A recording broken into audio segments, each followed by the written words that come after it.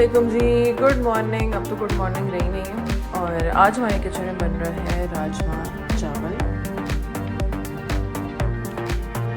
इसे कहते हैं रेड बीन्स, किडनी बीन्स, कुछ भी कहते हैं आप लोग।